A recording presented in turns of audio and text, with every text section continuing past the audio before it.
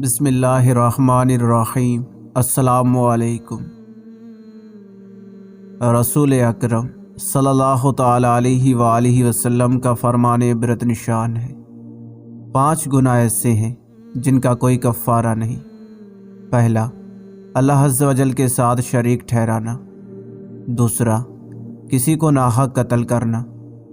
تیسرا، کسی مسلمان پر تہمت لگانا۔ چوتھا، جنگ سے بھاگنا۔ پانچواں، ایسی قسم کھانا جس کے ذریعے کسی کا مال ناحق چھینا جائے۔